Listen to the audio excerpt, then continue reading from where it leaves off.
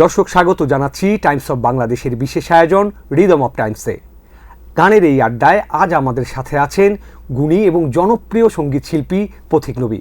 পথিক দা, স্বাগত আপনাকে। ধন্যবাদ। কেমন আছেন? আলহামদুলিল্লাহ। গান তো করছেন অনেক দিন ধরে এবং প্রচুর জনপ্রিয় গান আছে আপনার, এখনো মানুষের মুখে মুখে।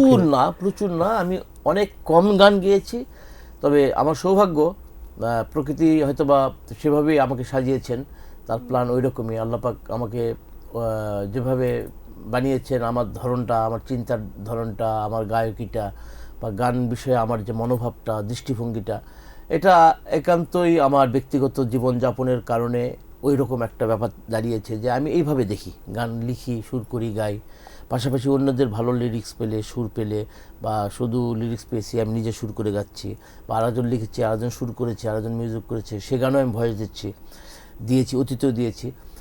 তো যাই হোক, যে গানটা আমার ভালো লাগে, আমার মন থেকেই ভালো লাগে যে গানটা, সে গানটাই আমি পারফরমেন্স করি। আমাকে কখনো কোনো গান আমার ভালো লাগে নাই, কিন্তু হয়তো আমি প্রফেশনাল কারণে, ইকোনমিক্যাল ব্যাপার স্যাপার থাকে যে ঠিক আছে ভালো লাগে নাই, কিন্তু পেমেন্ট তো পাচ্ছি, আচ্ছা গায়ে ফেলে, টাকার জন্যই গাইলাম।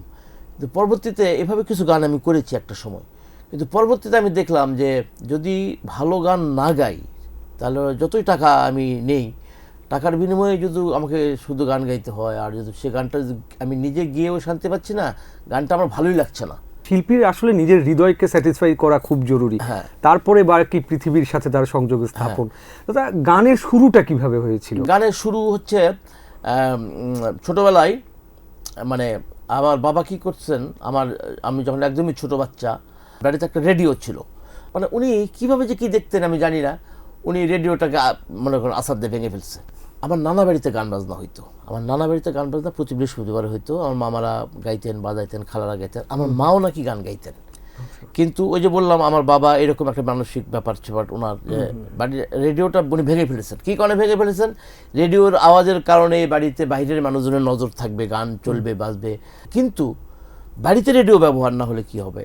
পাশের বাসায় যখন রেডিও ব্যবহার হচ্ছে, রাস্তাতে যাচ্ছে, অন্য বাড়িতে বাজছে, বাজারে বাজতেছে, দোকানে বাজতেছে, মহল্লায় কোথাও গান বাজনা হচ্ছে, মানে আমার ভিতরের ক্ষুধাটা ছোটোবেলা থেকেই, মানে গানের প্রতি আমার তৃষ্ণাটা ওখান থেকেই, মানে যেখানেই বাধা পেয়েছি সেখানে আমি মানে মানে ভালোবাসা আরও বেড়ে গেছে। মানে যেখানে যে বিষয়ে আমাকে, এই বিষয়ে বিশেষ করে সঙ্গীতের ব্যাপারে, সঙ্গীত সংস্কৃতি, গান লেখা, কবিতা, ছবি আঁকা, এই যে ব্যাপারগুলো, এই ব্যাপারে যেখানে আমি বাধা পেয়েছি সেখানে আমি তীব্র গতিতে, মানে তীব্রের উপর তীব্র গতিতে ওইটাই অ্যাক্টিভিটি করছে।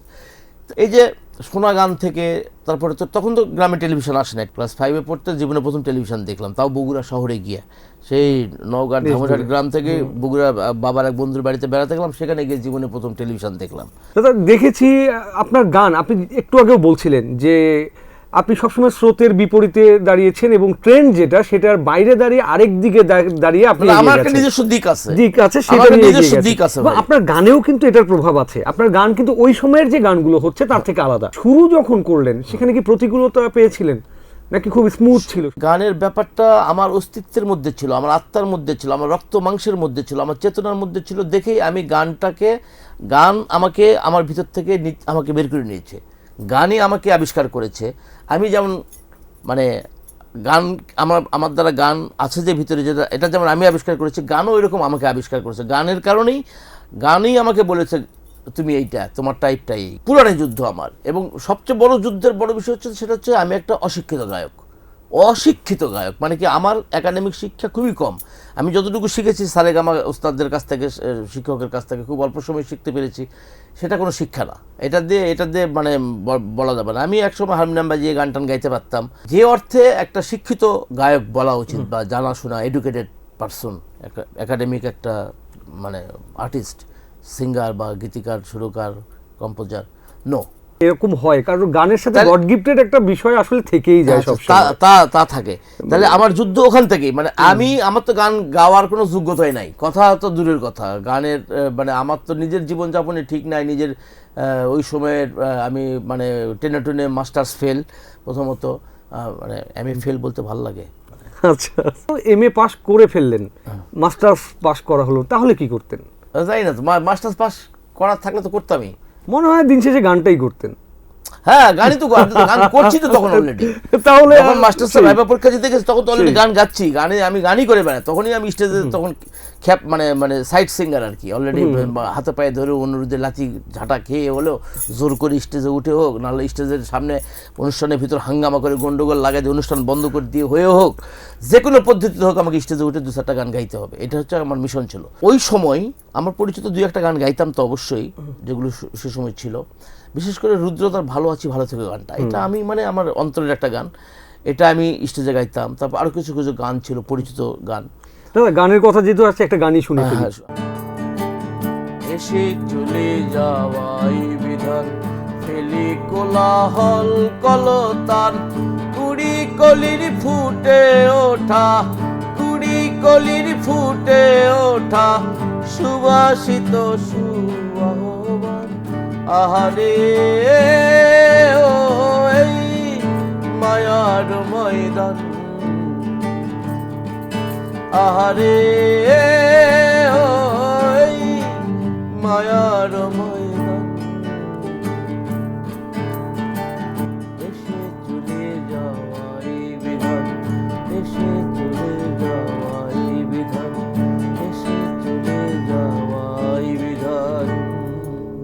অসাধারণ অসাধারণ, চিরন্তন সত্য, এসে চলে যাওয়াই আসলে বিধান। যেটা নিজের যখন মৌলিক গান তৈরি করেন তখন আসলে কি চিন্তা মাথায় রেখে গানগুলো তৈরি করেন, বা পদ্ধতিটা কি, কিভাবে গান বানান? গানগুলো হয় কি, পুরো গান তো একসঙ্গে আসবে না, পুরো গান তো আমার একসঙ্গে আসে না, একটু একটু করে আসে। একই সঙ্গে 4-5টা গান মাথায় ঘুরতে থাকে, ওই গানটা একটু লিখেছি, সুর করেছি, আর এক সুরের আর একটা, এভাবে মাথার মধ্যে সব ফাইলগুলো এগোতে থাকে আর কি, গানের নতুন নতুন গানের ফাইলগুলো এগোতে থাকে। তারপর আস্তে আস্তে সুরগুলো যখন হয়ে যায়, আমি একলা একলা গুনগুন করতে করতে গাই, নিজে যখন একদম নিজের মতো বিচ্ছিন্ন সব কিছু থেকে আলাদা হয়ে যখন একা একটা জায়গায় নিজের মেডিটেশনে নিজের ধ্যানে যখন ডুবে যায়, তখন ওই গানগুলো নিয়ে আমি অনুভব করি, সুরের বিভিন্ন জায়গায় ফেলার চেষ্টা করি।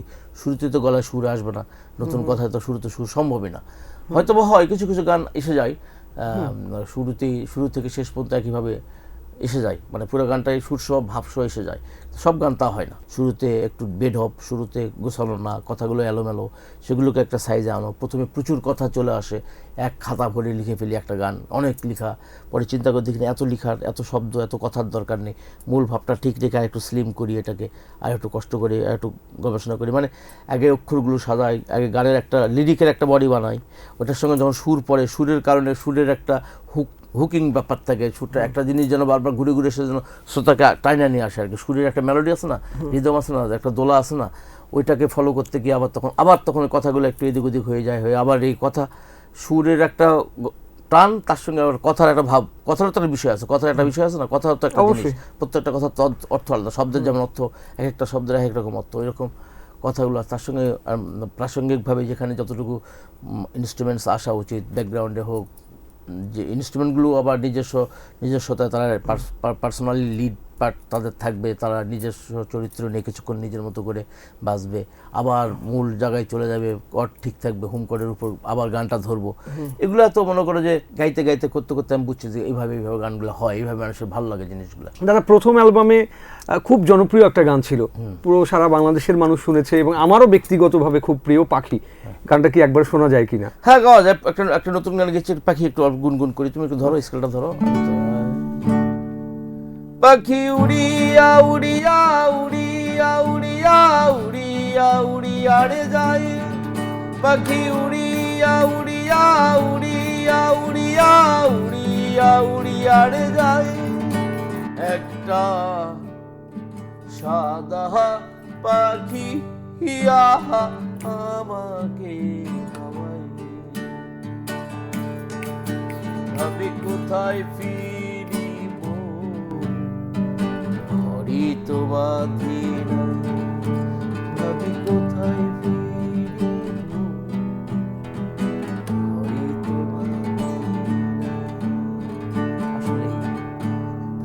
আসলে ঘর তো বাঁধা হলো না, যে ঘর বেঁধেছি, যে ঘরে থাকি, এ ঘর তো ঘর, তো আসল ঘর তো অন্যখানে। আহা, মহাকালের ভিতর আমার ঘরটাতে কেমন হবে।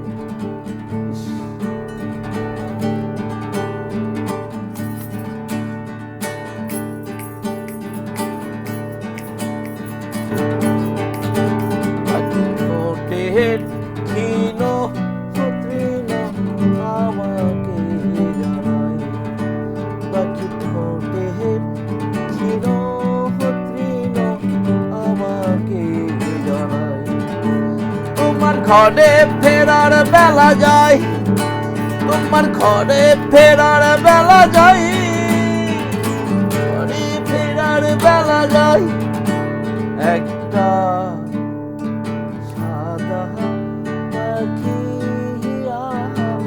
আমাকে আমি কোথায় ফিরিব, হরিত বাঁধির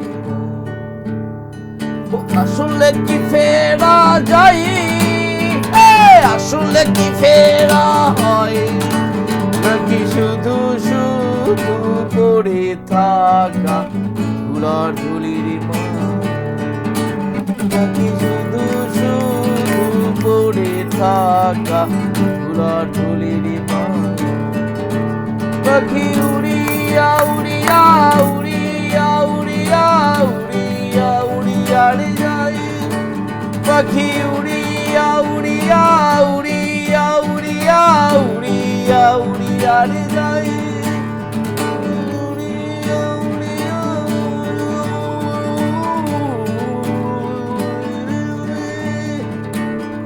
উড়িয়া উড়িয়া উড়িয়া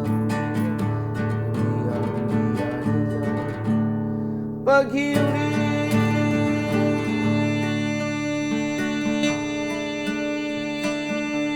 উড়িয়া উড়িয়া উড়িয়া উড়িয়া রে যা।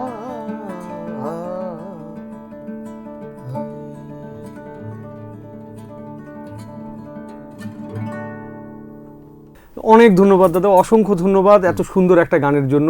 আর দাদা এই মুহূর্তে অনেকদিন মাঝখানে গান থেকে কিছুটা নতুন গান করা থেকে কিছুটা দূরে সরে গিয়েছিলেন, নতুন গান তৈরি হচ্ছিল, মানে রেকর্ড বাজারজাত করা হচ্ছিল না, গানগুলো সামনে আনা হচ্ছিল না। দিন শেষে আসলে তো গান মানুষের কাছে না পৌঁছানো পর্যন্ত এটা শুধু নিজের কাছেই থেকে যাওয়া, এটা শ্রোতারাও তো অপেক্ষায় থাকে। হ্যাঁ, না এটা ছিল, আমি তো আমার তো মানে একটা রোলিং একটা ব্যাপার ছিল যে আমি গান বাজারজাত করছিলাম, যেটাই হোক 5টা গান ছাড়লে তো 2টা গান মানুষ নিচ্ছিল, মার্কেটে মোটামুটি জনপ্রিয় হচ্ছিল।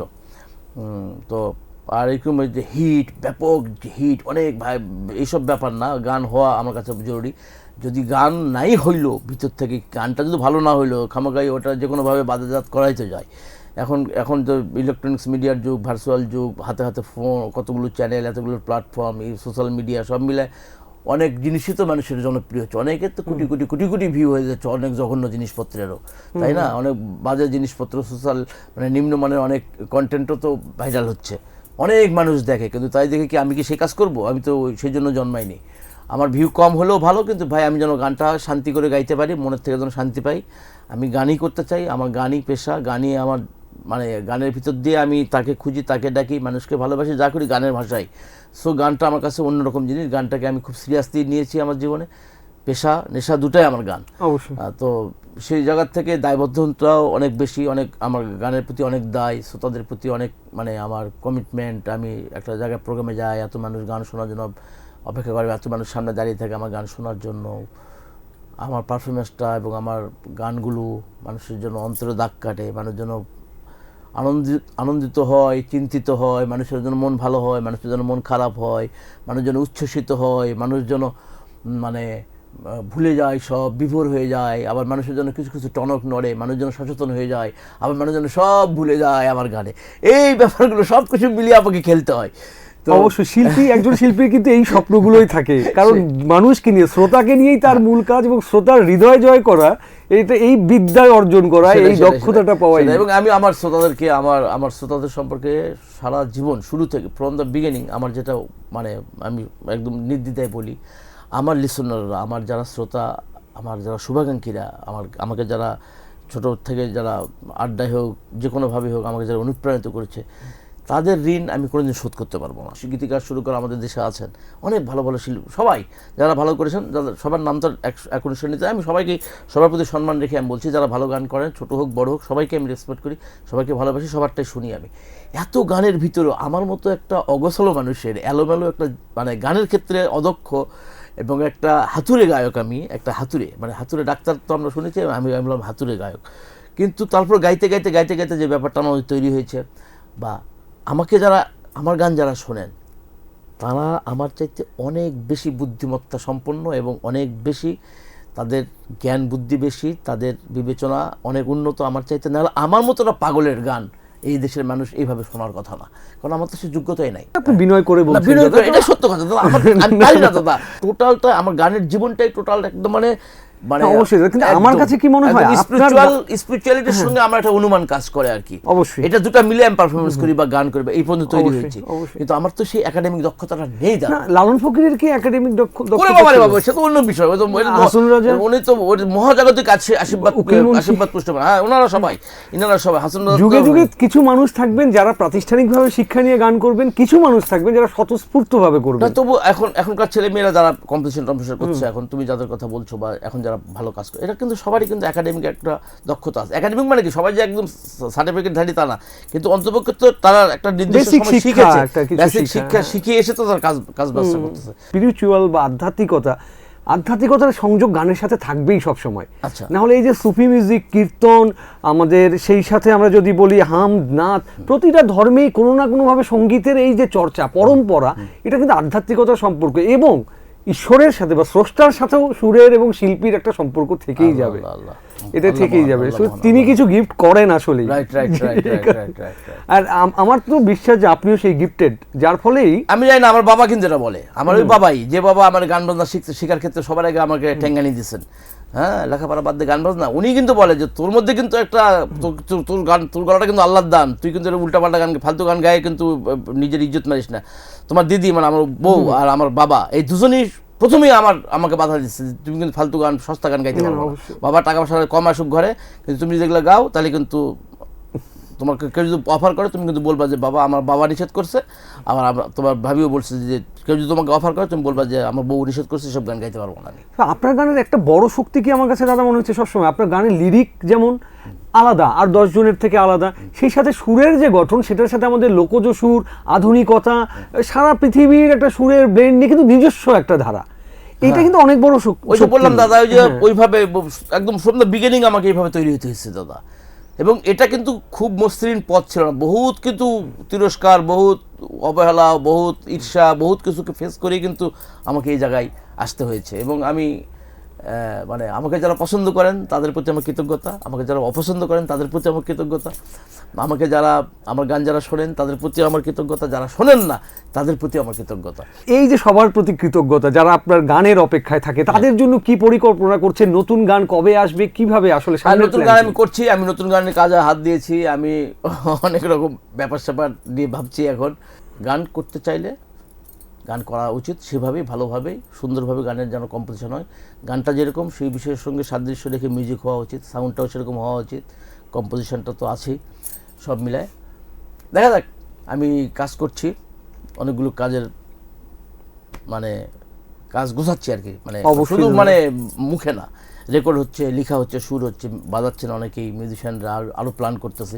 মানে আমি এই যে গত 16-17 বছর যে গান বাজারে ছাড়ি নাই, তার মানে এই না যে আমি গানের রেকর্ডিংয়ের সঙ্গেও ছিলাম না, আমি প্রতিনিয়তই কিছু না কিছু একটা রেকর্ডিংয়ের চেষ্টা করছি বা একটা প্রি প্রোডাকশন করছি, পরে ওটাকে হয়নি আরেকটা করছি, একটা গানের অনেকগুলো ভার্সন করছি আমি, মানে অনেকগুলো গান আমার ঝুলিতে আছে যেগুলোর রেকর্ডেড ভার্সন আছে, যেগুলো ফাইনাল না, বা হয়তো বা এইটাকেই হয়তো বা যদি কেউ এই ট্র্যাকগুলোকেই কাজে লাগিয়ে সাজিয়ে যদি আবার কিছু করতে পারে, হয়েও যেতে পারে, এখান থেকেও একটা ভালো কিছু বেরিয়ে আসতে পারে। সম্ভব। কিন্তু আন্ডার প্রোডাকশন অনেক গান রয়েছে আমার, প্রায় 40-50টার উপর গান আছে আমার। অবশ্যই শুভকামনা এই গানগুলোর জন্য।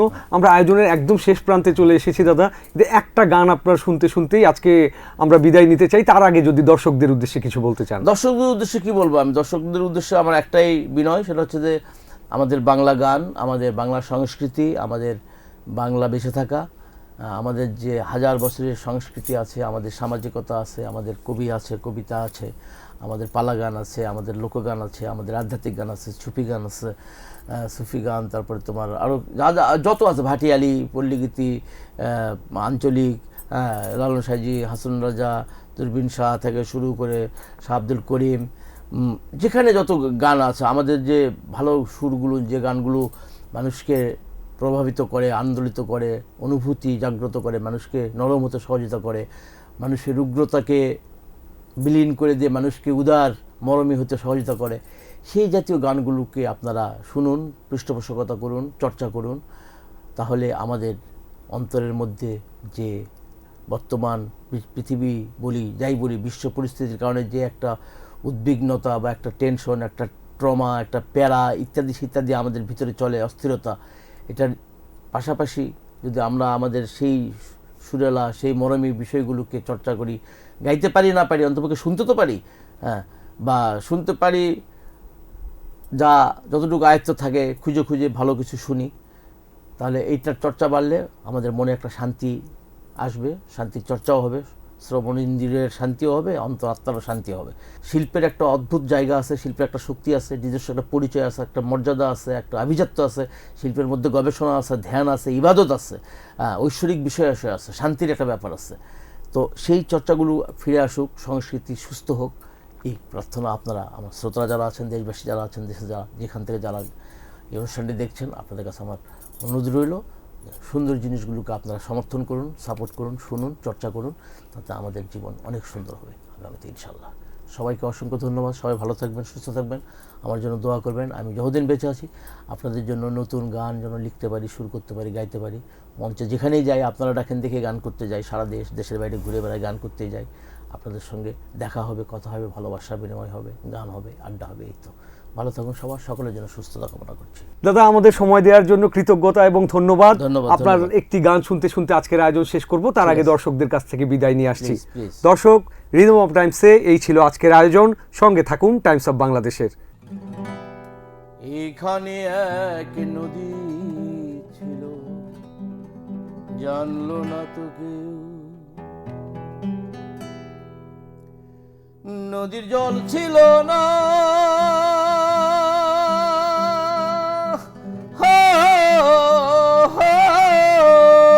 নদী, নদীর জল ছিল না, কুল ছিল না, ছিল শুধু ঢেউ। এইখানে এক নদী ছিল, জানলো না তো কেউ।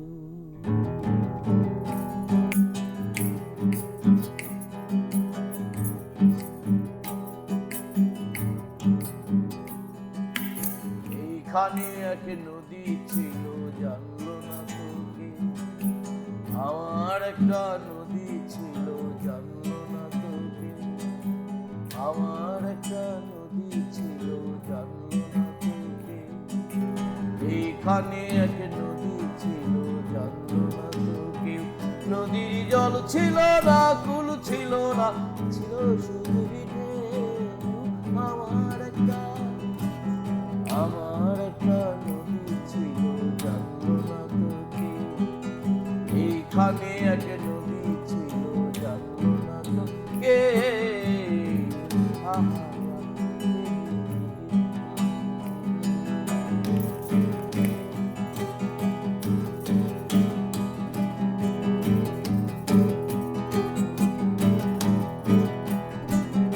সেই ঢেউতে ভেসে ভেসে নৌকা হেথাই এলাম শেষে।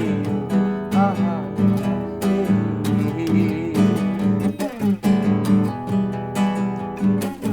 সেই ঢেউতে ভেসে ভেসে নৌকা হেথাই এলাম শেষে। আহা, এখন আমি সাঁতার কাটি, সাঁতার ভোলাকে। আমার একটা নদী ছিল, জানলো না তো কেউ। এইখানে এক নদী ছিল, জানলো